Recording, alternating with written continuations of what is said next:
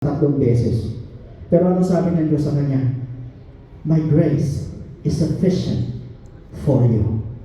And I believe that God's grace is sufficient para doon sa mga present sufferings po natin. That is why you can do it.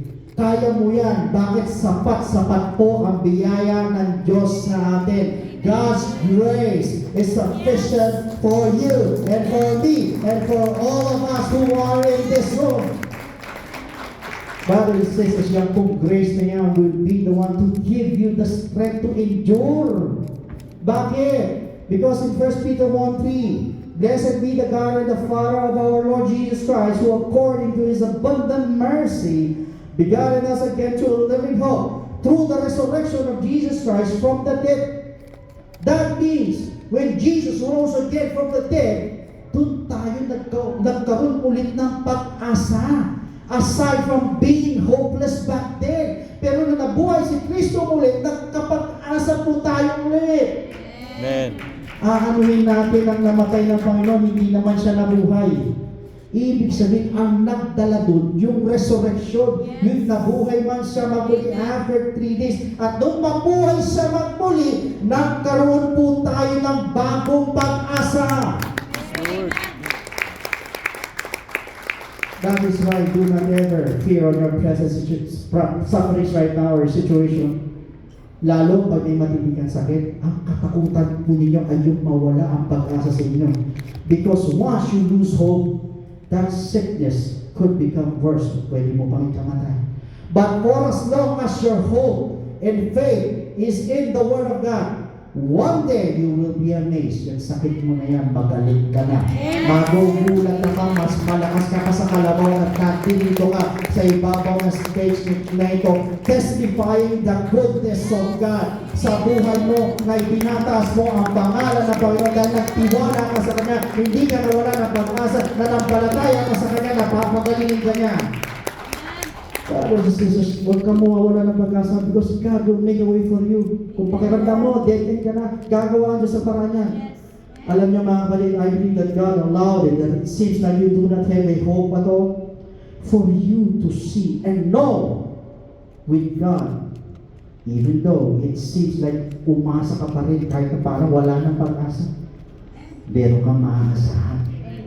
With God, may maaasahan ka. Now, meanwhile, in 1 Peter chapter 1, verse 5, who are kept by the power of God through faith for salvation, ready to be revealed in the last time. And also in Acts chapter 1, verse 8, but you shall receive power when the Holy Spirit has come upon you.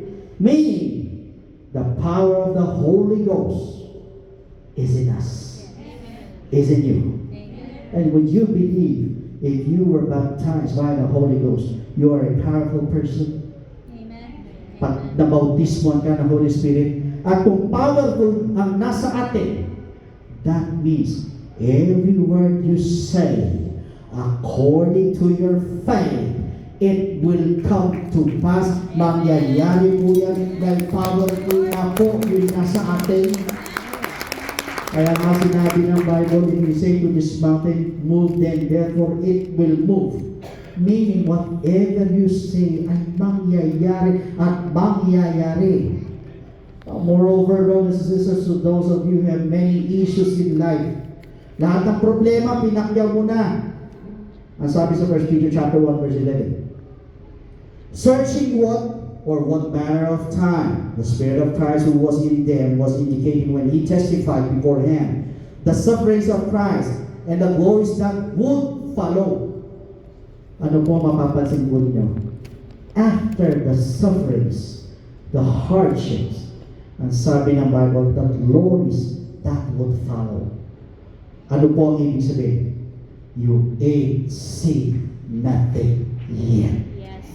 Yes! Be happy, be joyful because of healing. Dapat lang matuwa tayo because of prosperity. Yes!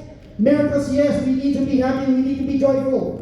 Yung mga magagandang bagay na ginawa ng Lord, maging masaya po tayo dyan. Be thankful for it. Mabubuting bagay, be joyful for it. But because you ain't seen nothing yet, there is still more better than this. Amen. May mas maganda pa. Ano po yun? Revelations 21 verses 1 and 2. Now I saw a new heaven and a new earth, for the first heaven and the first earth had passed away. Also there was no more sea.